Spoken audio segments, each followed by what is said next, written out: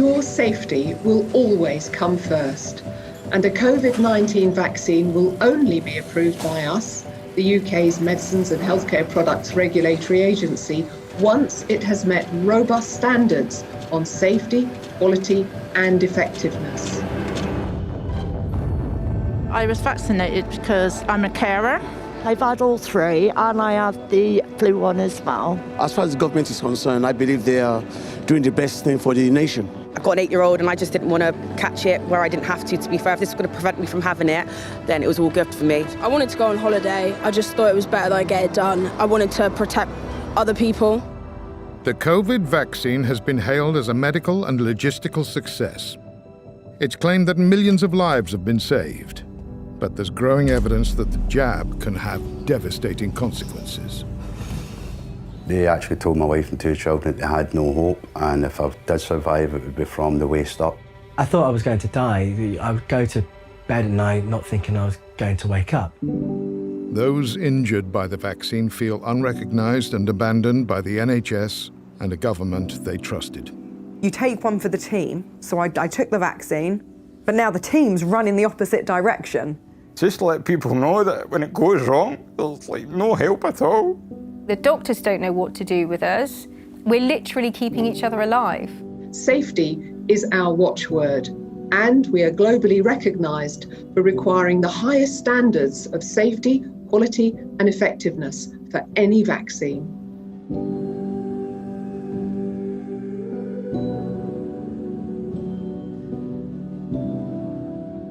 Having been double jabbed and being one of the first to take the Pfizer vaccine, I have, after several months, critically appraising the data, speaking to eminent scientists in Oxford, Stanford and Harvard, speaking to 2 investigative medical journalists and being contacted by 2 Pfizer whistleblowers, reluctantly concluded that this vaccine is not completely safe and has unprecedented harms, which leads me to conclude that it needs to be suspended until all the raw data has been released for independent analysis.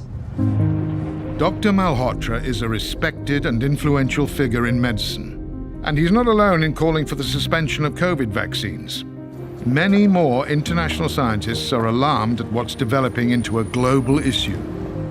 I'm John Bowe, and I'm going to shine a light on an issue that cannot be ignored. Millions of COVID vaccine injuries and thousands of deaths are being reported through official channels all across the world. Our government has been accused of covering up the emerging data and the media of telling only one side of the story. We'll look at how and why.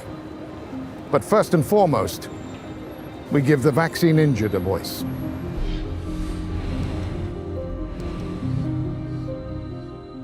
My mum was standing on the drive. She'd been looking after the dogs while we'd been away, and she was talking to the neighbour, and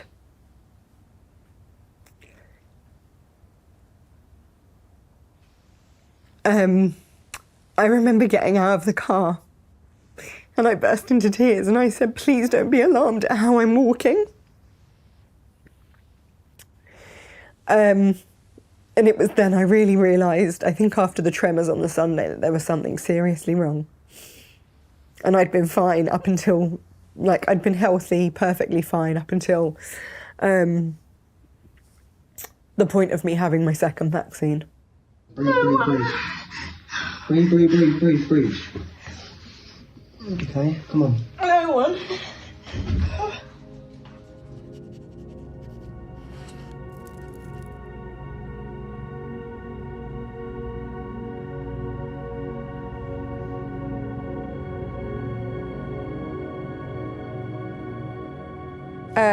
It's really funny because I look at these videos and I watch them and I either get really emotional watching them or I just go, wow, look at how far I've come and look at where I was.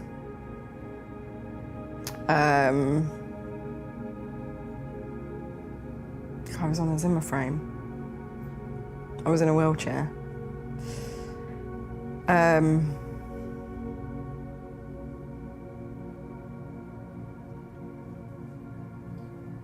I kind of feel like I'm looking at somebody else sometimes. And not me.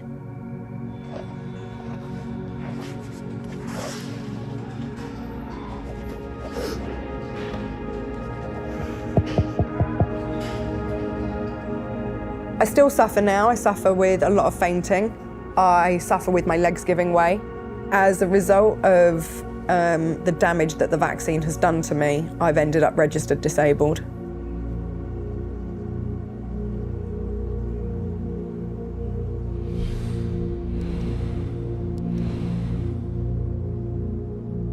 Before I took the vaccine, I was a 57 or 56-year-old scaffolder, absolutely no underlying health conditions. I worked hard, 5 tonnes of steel a day, never been ill. I had a very active private life. I was in a band. I left the band about a year ago, but I still went to about 4 or 5 gigs a week. Nothing now. I don't do any of that anymore. Trying to get into places is not easy, either on a wheelchair or on crutches. The prosthetic leg is great when it works. I'm still very early, so it's not working the way it should to a certain extent. The doctors actually said that the clots that were in my system were enough that should have been fatal. I've lost my left leg. I'm lucky that I've lost my left leg. I should have been both legs. I'm now going blind in my right eye. Thanks AstraZeneca, it's a gift that keeps on giving. That's the honest answer.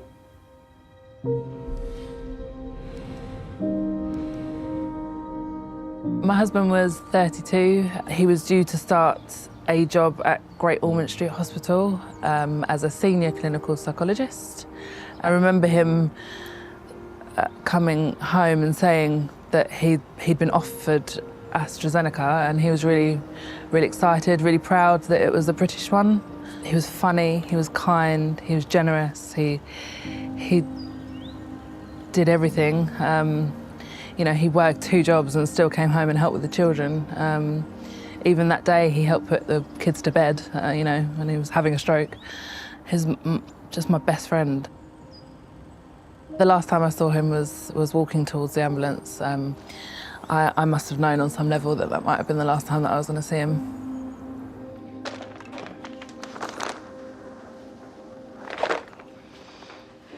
For months, this doctor's widow was forced to use the local food bank because she was living on benefits. She's finally received government compensation, and she accepts it as some vindication. But, she says, it's not enough. It will never be enough. Charlotte is still awaiting an inquest, but across the UK, coroners have confirmed deaths from the vaccine.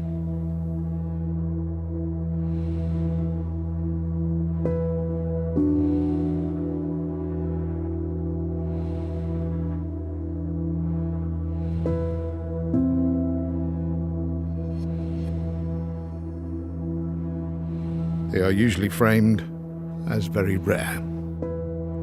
But how rare? Adverse reactions should be reported to the Yellow Card scheme operated by the MHRA, the UK's Medicines and Healthcare Regulatory Agency. Their figures to August the 24th show over 430,000 reported reactions, of which 2,240 were fatal. America's VAERS system has almost 1.5 million reports with over 30,000 deaths.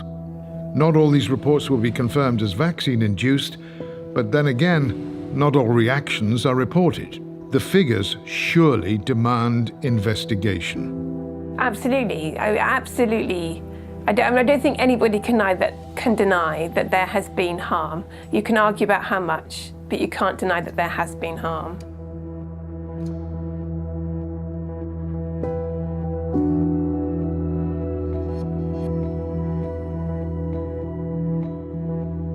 It's just a scandal of such epic proportions that I think people don't know where to begin with it. It's frightening to even approach it.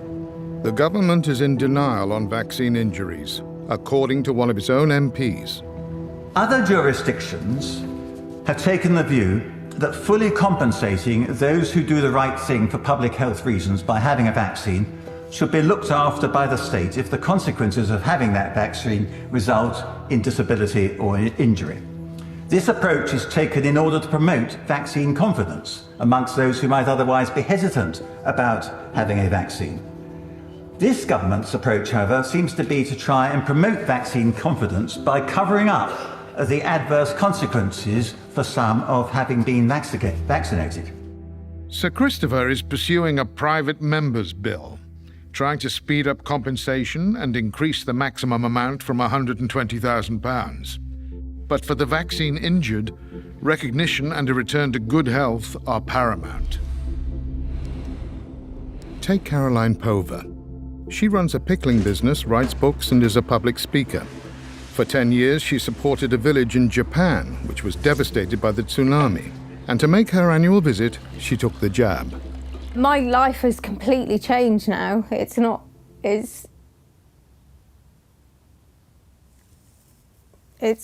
unrecognisable compared to how it was. Sorry.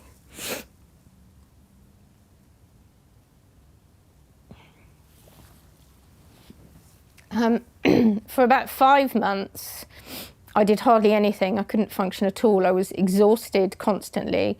I was in constant pain. Head and eye pain was relentless. I couldn't function. I couldn't walk very far.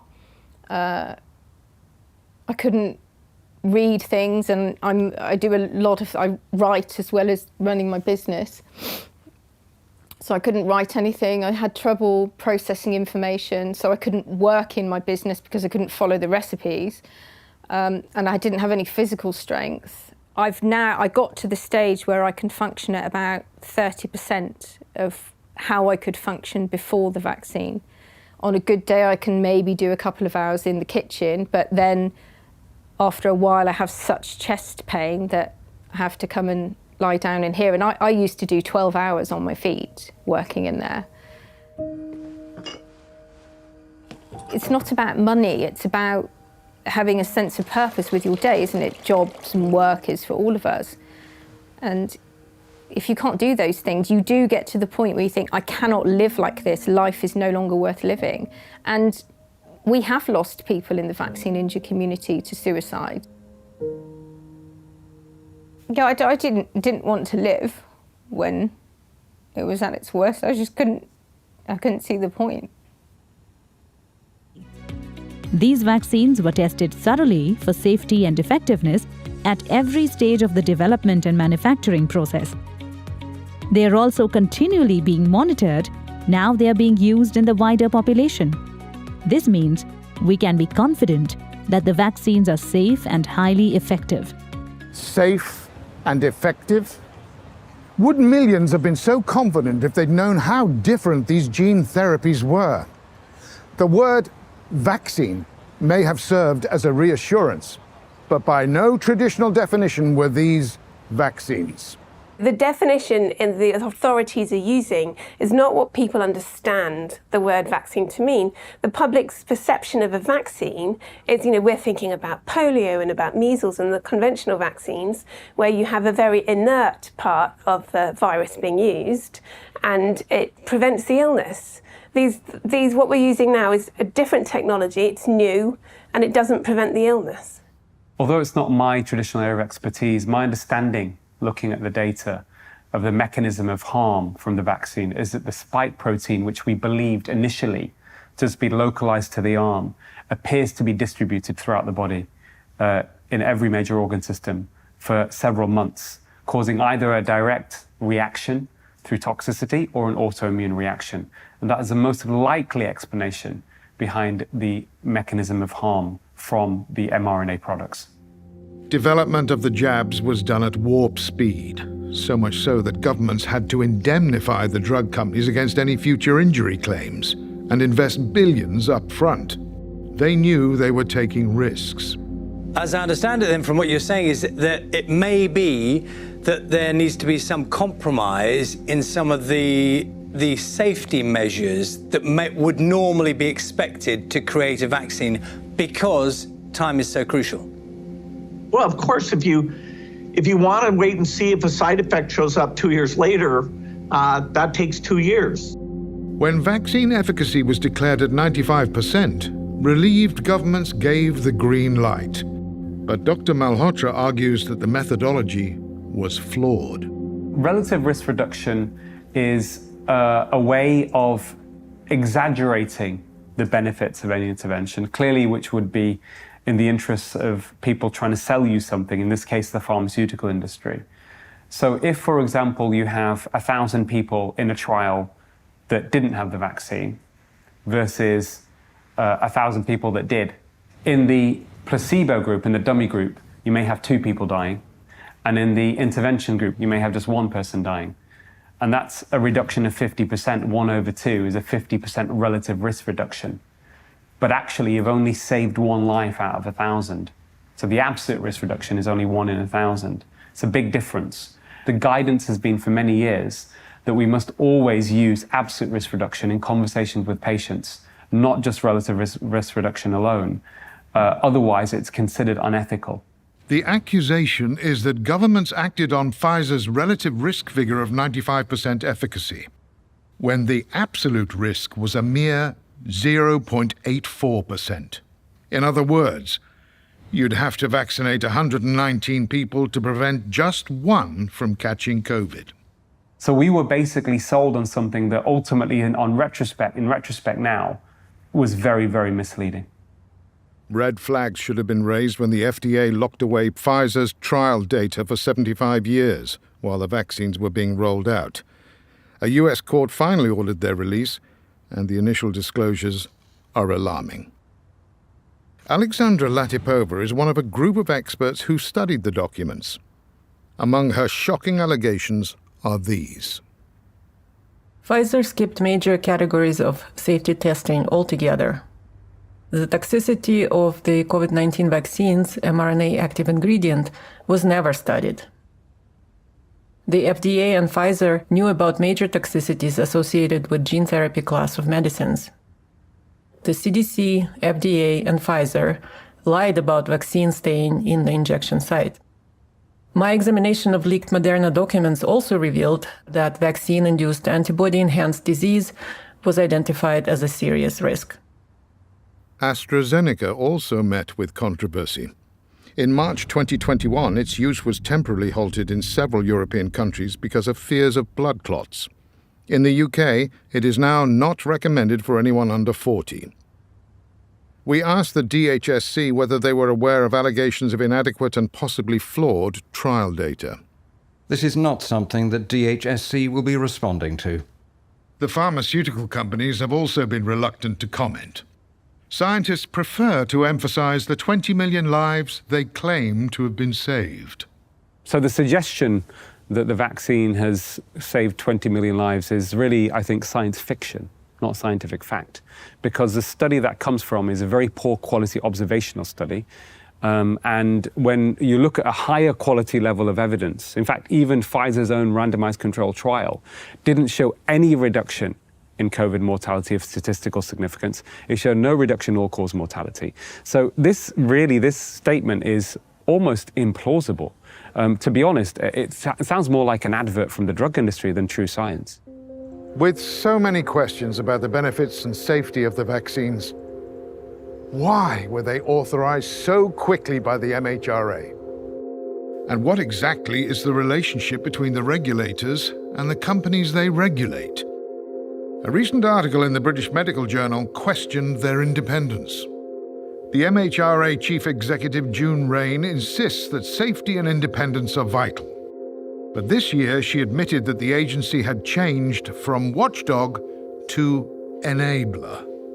Rules are written on tablets of stone, and there's a lot of policemen in these places that go around factories, find problems with trials, and generally hold things up. We tore up the rule book, and we allowed companies to immediately start juxtaposing not sequential phases of clinical trials, but overlapping, beginning the next one before the previous had been finished. Doctors, patients, and members of the public must be aware that regulators cannot be trusted to be independent as long as they continue to be captured by industry. Recent evidence that's emerged from a BMJ investigation revealed that 86% of the funding of the MHRA comes from the drug industry. And that's a huge conflict of interest. We asked the MHRA for their observations, but they merely referred us to their official guidance on the safety of COVID vaccines.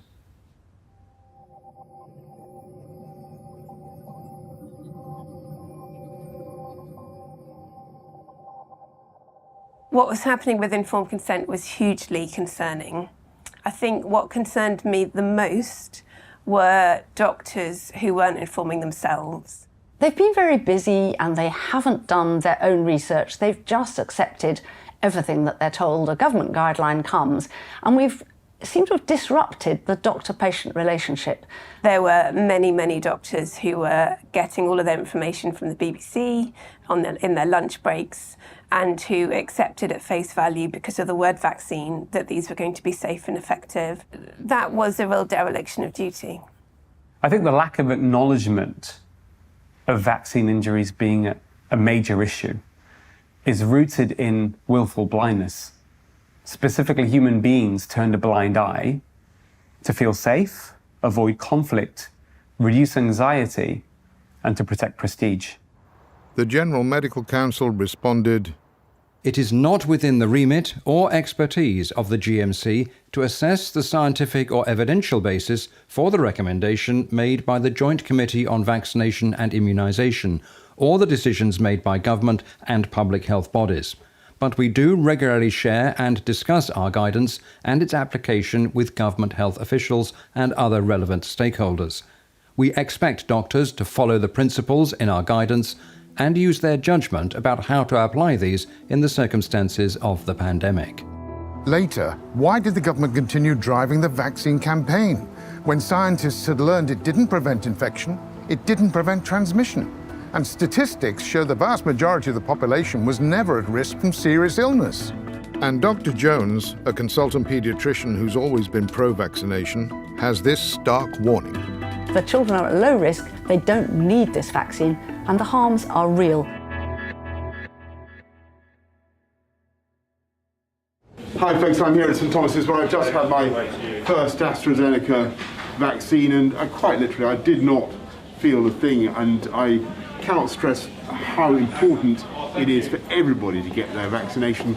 Get your jab when you're asked to do so.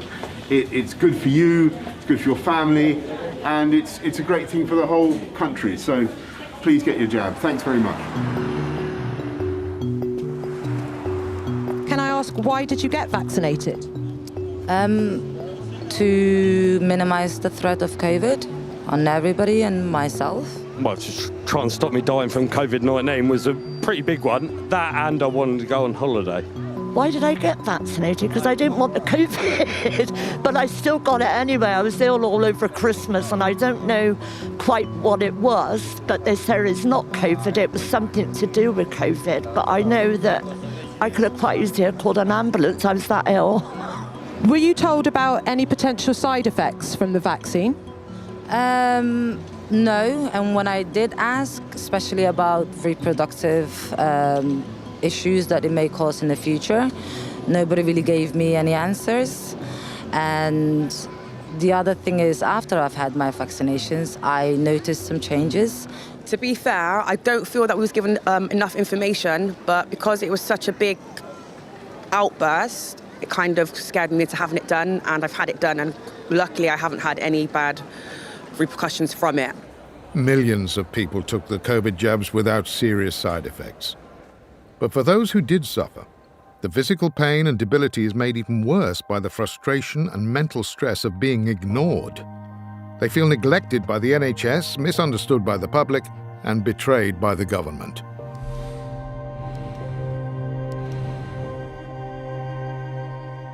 Before I was fit and healthy, and used to do boxing, would do CrossFit, do a lot of weight training, and keep myself in good shape.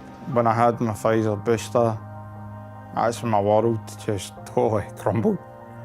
I remember one time grabbing onto the side door saying, I'm going to die. I couldn't even get to the toilet. They were so frightened. His body was shaking, it was jerking. It was horrendous. Absolutely horrendous. My heart got elevated when I was on standing. I got really sick.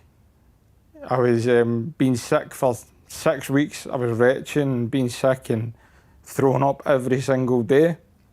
My heart cramped. It felt like somebody had grabbed my heart and twisted it 3 times. I had brain fog. I developed a slur. I would slur my words, and I developed a stammer. I had seizures. My body can't regulate temperature anymore. It's totally ruined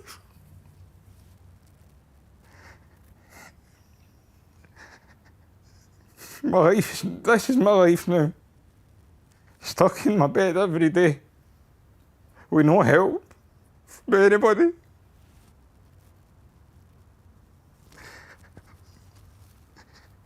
It's not a life form, it's an existence, and nobody. I tell you, if I could hold a Boris Johnson, I would tell Boris Johnson exactly what I think of him. Help these kids, help them. Help these people that are injured. But I can't live like this. I can't live my life in my bed. I'm only 36 years of age. I'm supposed to be getting married this year.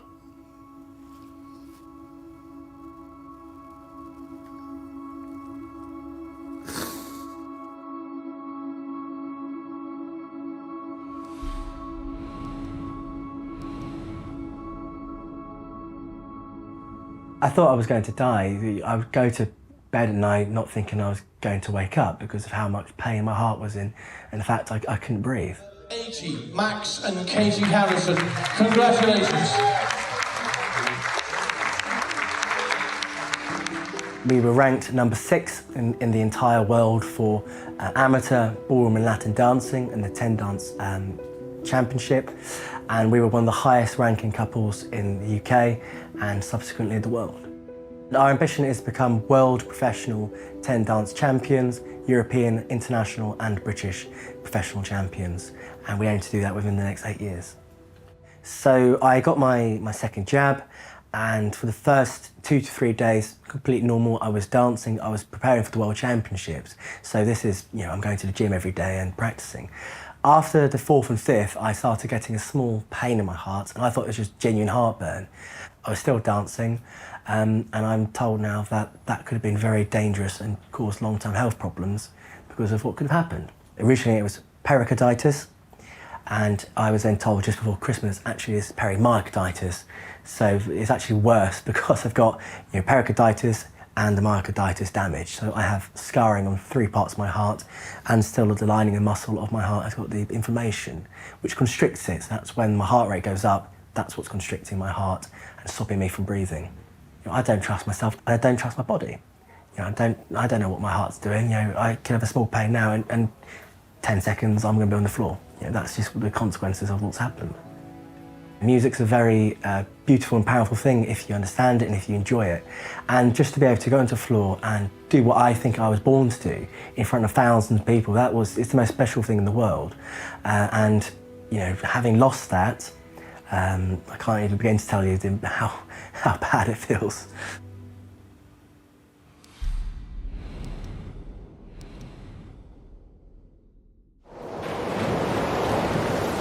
We're at Portals Bays with Experience Mallorca, and we're about to jump off this cliff.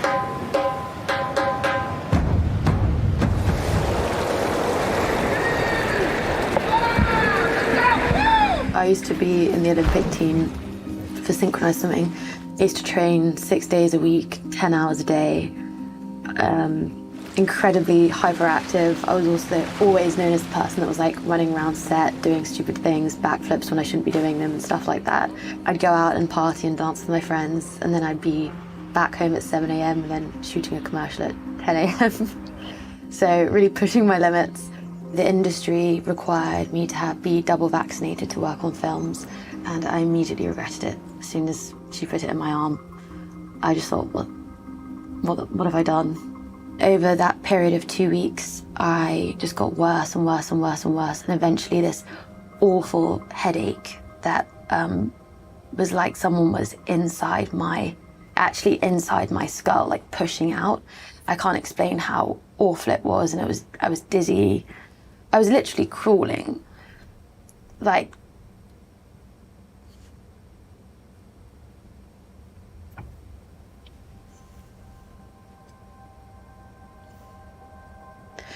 I really thought my life was over. Because I couldn't even cook for myself. I couldn't even stand up. I couldn't care for myself. My mum would come and see me, I think like twice a week, to change my bed sheets for me, do a food shop for me, clean my house for me. I just couldn't do anything at all. But I just thought, this isn't living. If the rest of my life is going to be like this, then I would rather not be here. But it was in the sense of desperation for help. And I wouldn't have had those feelings. My mind wouldn't have gone there if if someone had just said, I see you, I'm going to help you. Those who were in perfect health before their vaccine have encountered too much ignorance and scepticism when seeking medical help. For some, their GPs have refused to engage, and that has reached the extent that they are made to feel gaslighted, Madam Deputy Speaker, with their physical pain being dismissed or explained away as mental illness. How insulting and humiliating is that, and how at odds with the principles of the National Health Service? It was the most terrifying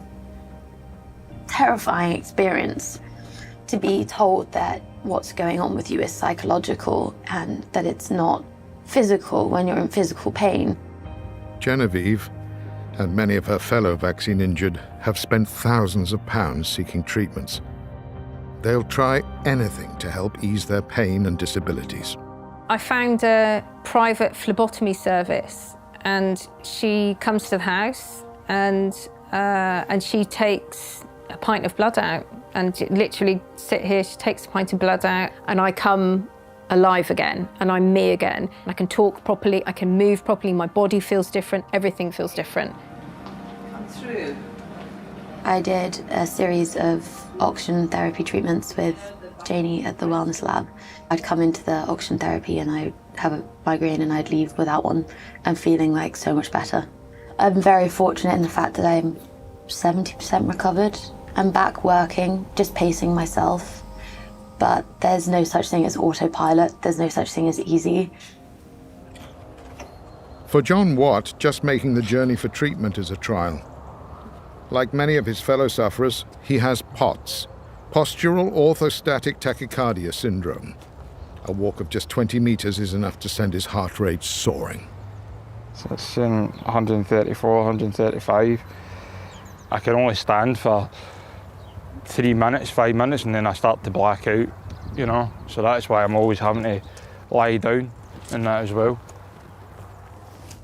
He's trying a course of treatment called Goldic, where blood is taken from the arm, infused with gold particles, and then spun to remove the reactive cells.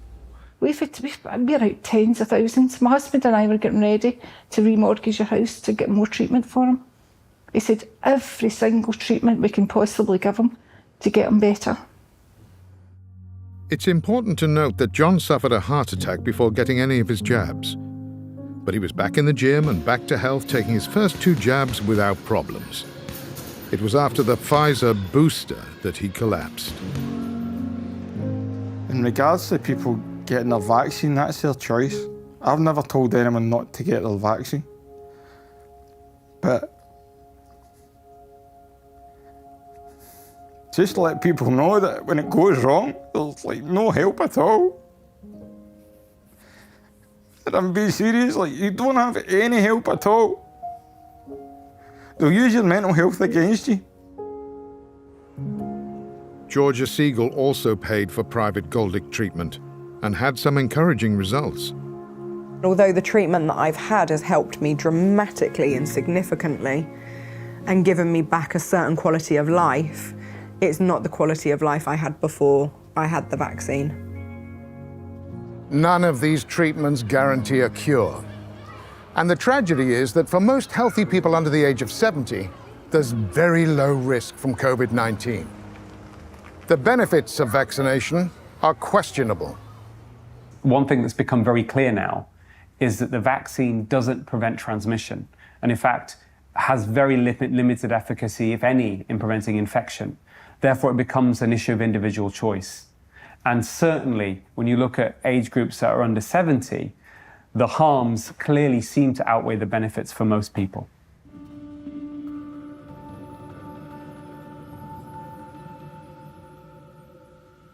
This chart reflects deaths of people with COVID up to May 2022. And the numbers increase dramatically as the age groups rise. The vast majority are over 70 years old, and especially over 80.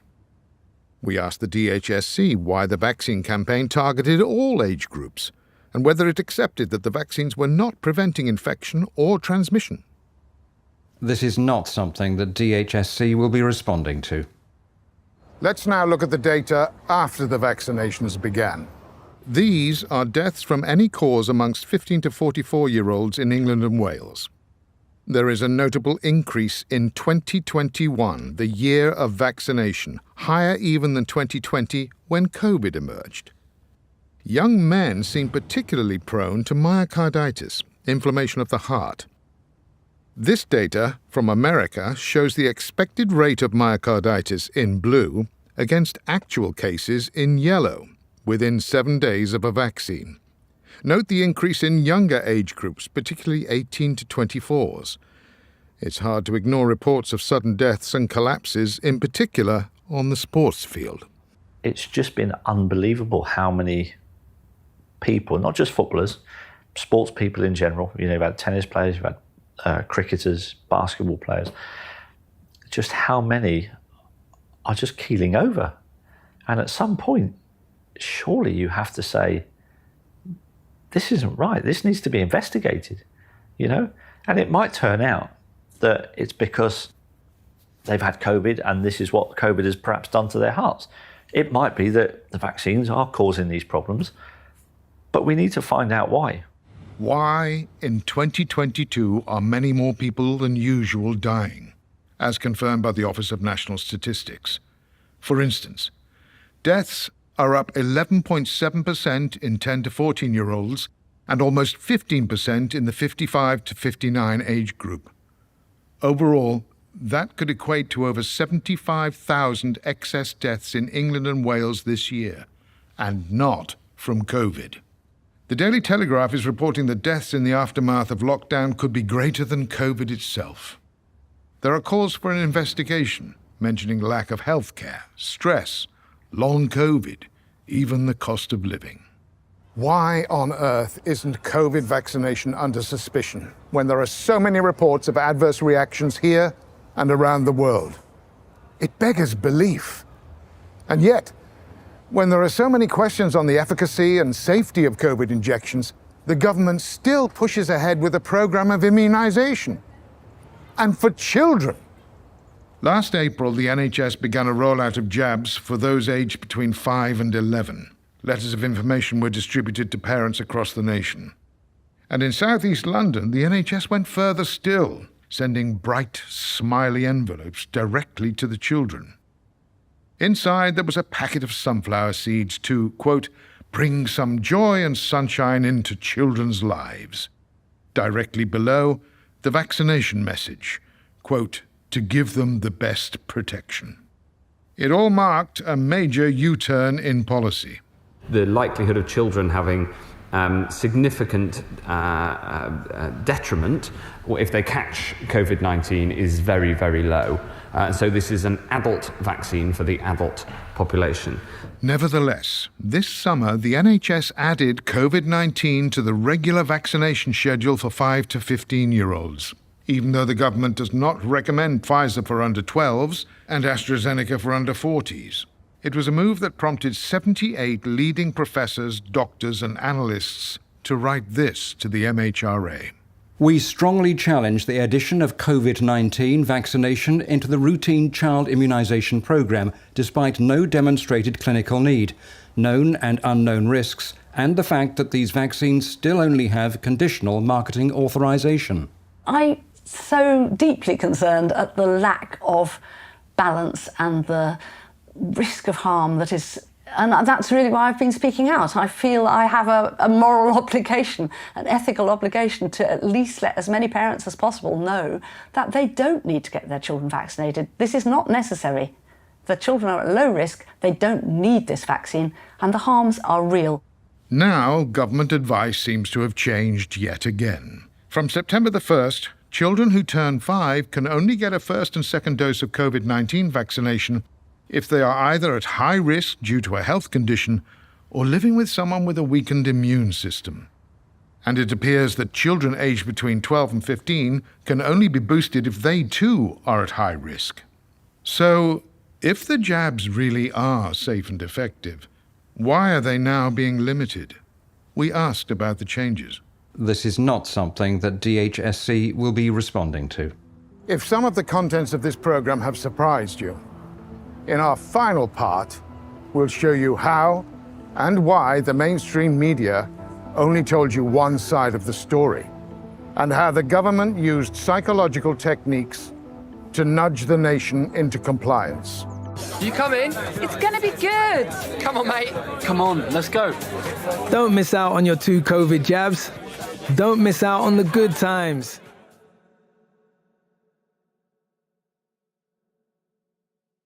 When they went for their jabs, those who were injured thought they were doing the right thing in following government instructions. They might even have lined up behind you. And yet the government, the NHS, the media, all those who encouraged vaccine take-up, they've all backed away.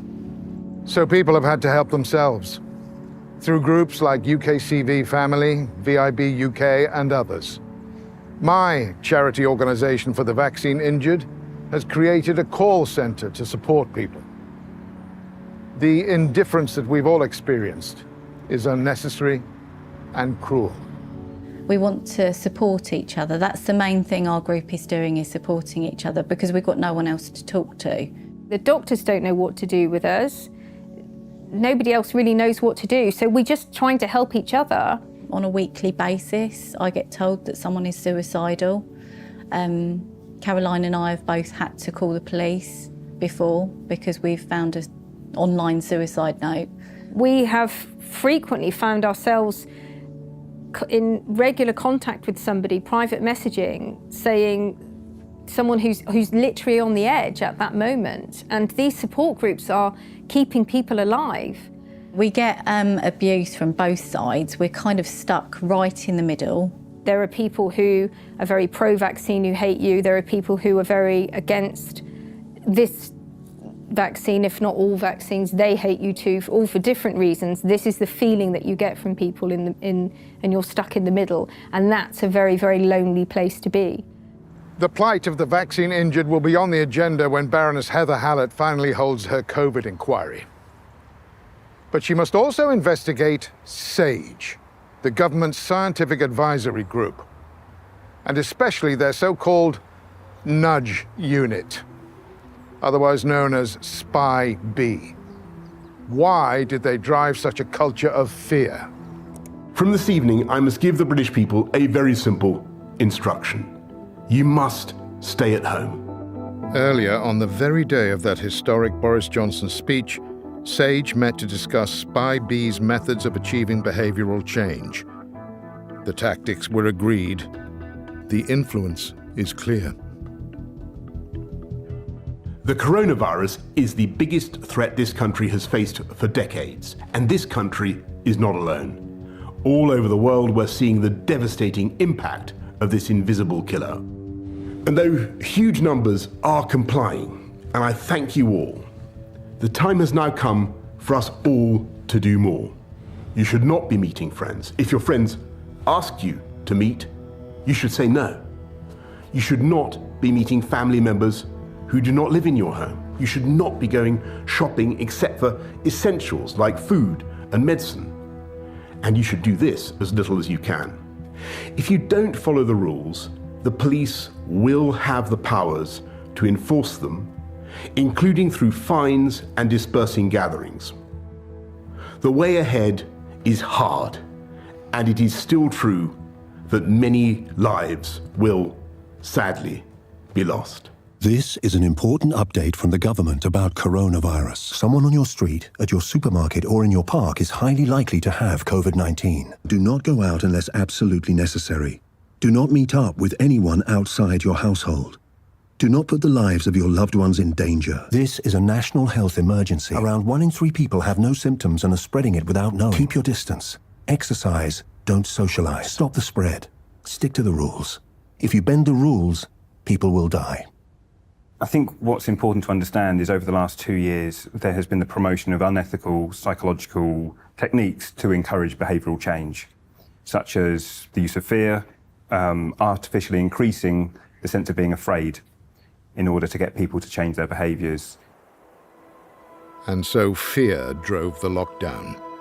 It was the strictest of peacetime regimes with untold damage to businesses, education, mental health, and family life. In this atmosphere, deepened by fatality numbers which experts now tell us were inflated, the only way out, apparently, was vaccination. People have got to understand vaccination is going to be, in the end, your route to liberty. For the world at large, normalcy only returns when we've largely vaccinated the entire global population. And once vaccines were approved, the promotional campaign went into overdrive worldwide. Our fellow Americans, the science is clear. These vaccines will protect you and those you love from this dangerous and deadly disease. My name is Michael Caine. I've just had a vaccine for COVID. It's really important to know that the vaccines have all been through and met the necessary safety and quality standards. There's no evidence that it affects fertility. So roll up your sleeve. It's not just your own life you'll be saving, it's other people's lives too. Trust the science and get on with it. The vaccine rollout was a logistical triumph and may well have prevented hospital admissions and deaths. But when 9 million adults in the UK chose to remain jab-free, the nudge became a threat. No jab, no job, vaccine passports, and vilification of what were termed the anti-vaxxers.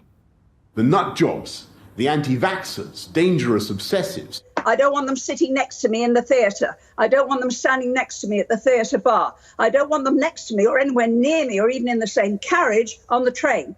Frankly, if you're not vaccinated at the moment and you're eligible and you've got no health reason for not being vaccinated, you're not just irresponsible. I mean, you're an idiot.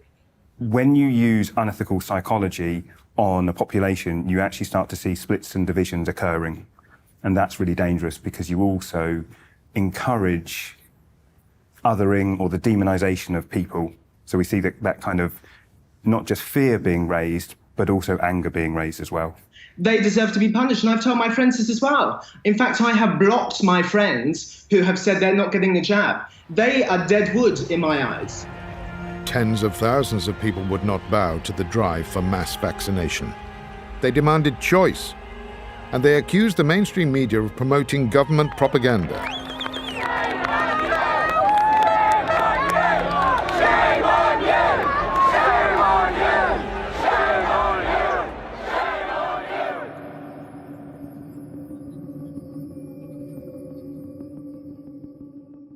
Let's return to the SAGE playbook. It says, use media to increase a sense of personal threat, a sense of responsibility to others, and to promote positive messaging. Immediately, the regulator Ofcom asked broadcasters to take note of the significant potential harm that could be caused by material misleadingness in relation to the virus or public policy regarding it. They warned of taking appropriate regulatory action on any breaches. And note the date. It's the same day the SAGE document was approved and the Prime Minister spoke to the nation. Cue the BBC.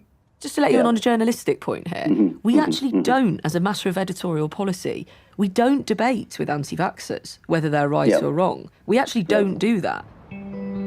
So the BBC doesn't engage with so-called anti-vaxxers, even when they may be right. And when several huge marches took place in London and across the UK, they were virtually ignored by the BBC and the rest of the media.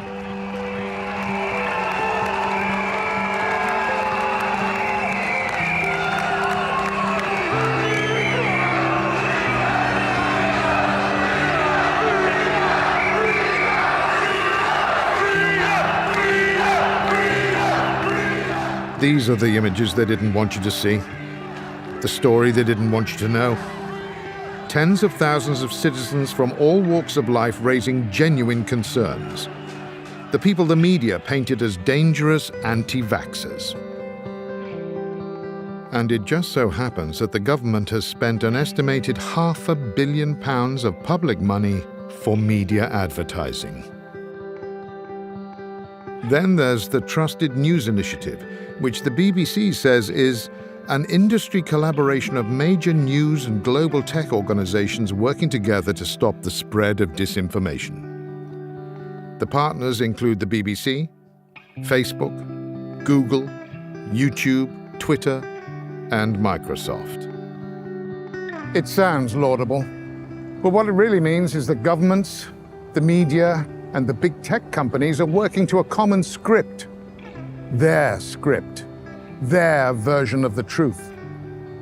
We asked the BBC what happened to free speech, balanced reporting, and impartiality. I'm afraid we won't be commenting. The real truth is that anybody who questions the official narrative is generally suppressed and cancelled or labelled as a spreader of disinformation on social media. And that includes eminent scientists, doctors, and disgracefully, the vaccine injured. We had thousands of people on that support group all over the world who were vaccine injured, and we got shut down by Facebook. And I was quite shocked that that could happen. Your story is misinformation, you're anti-vaccine, you're anti-science, you know, you're killing people. I've been told that. You're killing people telling your story. People won't take the vaccine if you tell your story. Please be quiet. This conspiracy of editorial control between mainstream and social media is stifling democratic discussion.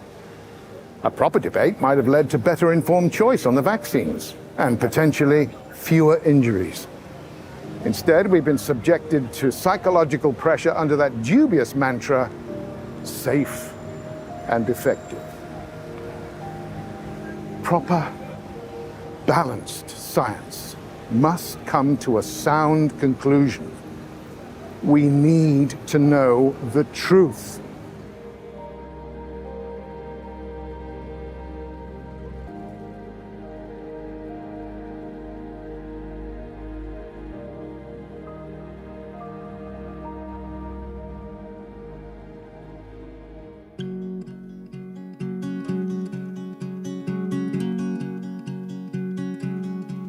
Through the madness and the lies, as they're holding back the truth, no matter what they try, I will always fight for you.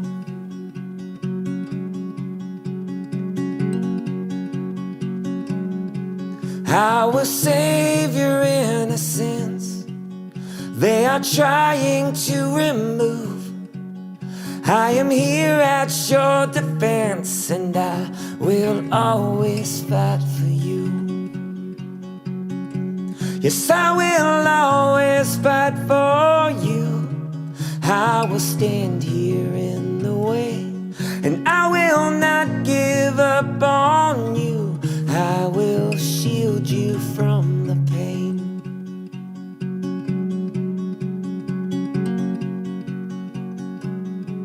In the battle on the field, there is evil on the move, but I hope that you can feel that I will always fight for you.